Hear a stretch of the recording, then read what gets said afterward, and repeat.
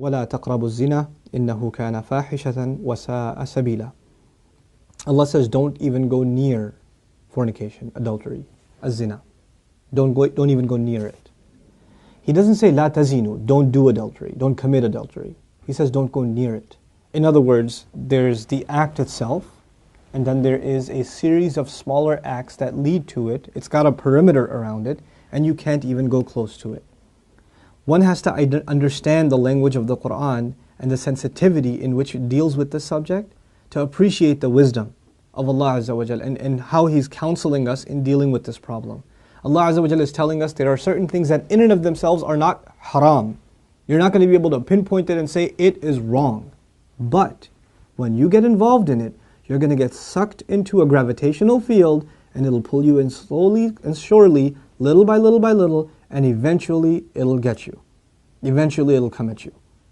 You know, one of the things we learn about shaitan that is remarkable to me is that he's extremely patient.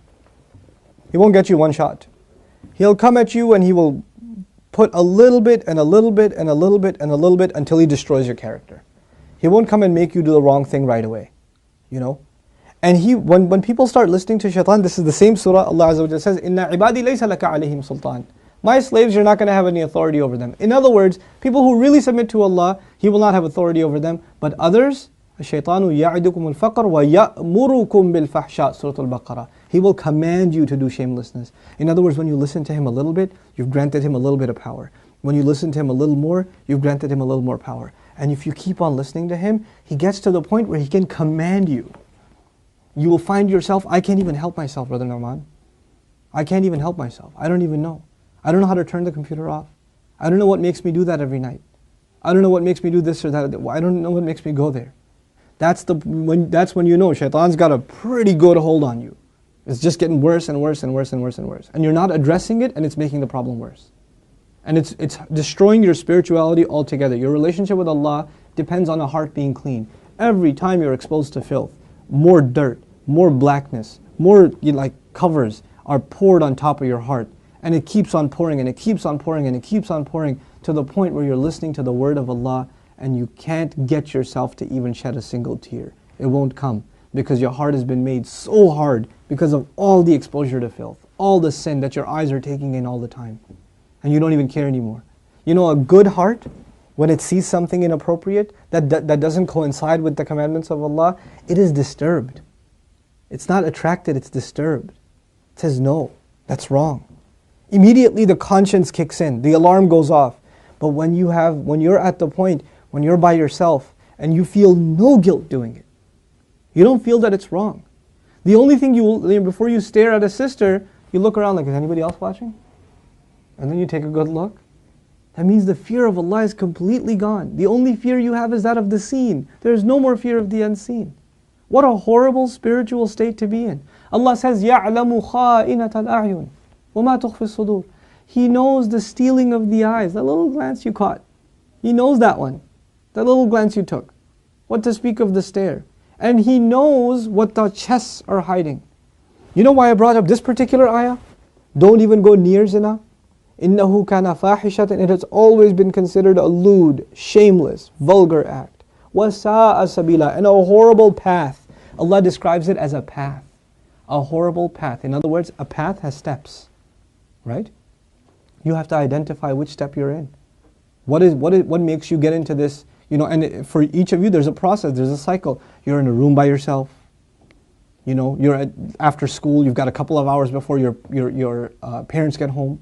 You know, you're among a bunch of friends that don't have any standards. You have to identify what leads you to this sin every time, and you have to cut it in its tracks. You have to stop going down that path. وَسَاءَ سَبِيلًا. What's amazing to me about this ayah, where it's situated. Right after this ayah, Allah says, don't murder people. وَلَا تَقْتُلُوا النَّفْسَ الَّتِي حَرَّمَ اللَّهُ إِلَّا بِالْحَقِّ. Don't kill any person that innocent person essentially. Allah mentioned this crime first and murder second. Can you think of that? Like, we think of murder as this huge crime, right?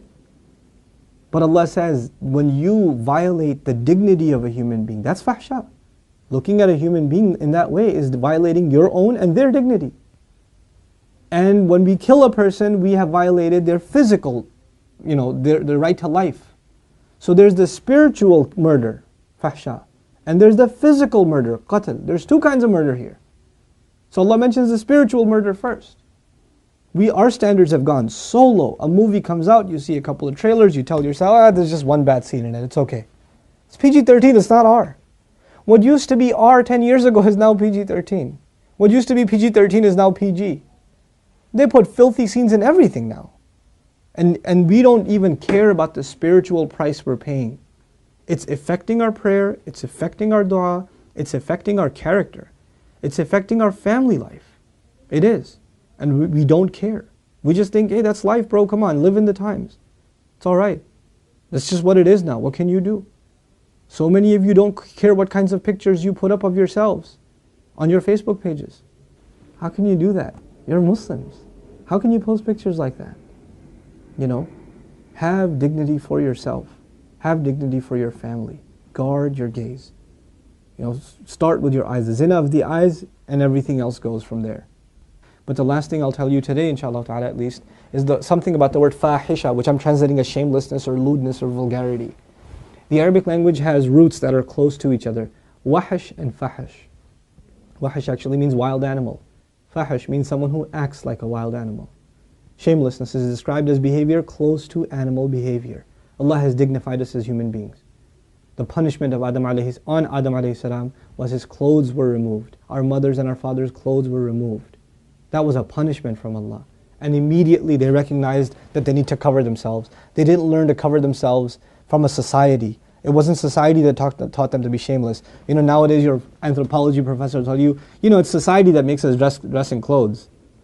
It's a sociological thing. We learn to dress and cover ourselves over history, but naturally we're just supposed to be the way we are, like all other animals. Adam alayhi salam didn't learn anything from any society. He was given a consciousness, and the moment his clothes were removed, he's trying to cover himself. Our mother's trying to cover herself. We are supposed to be a people that guard ourselves with covering, and we dignify others by not looking at them. Even if they don't have dignity for themselves, we should have dignity for them and not look. Because they are in the end a creation of Allah, even if they're a disappointing creation of Allah.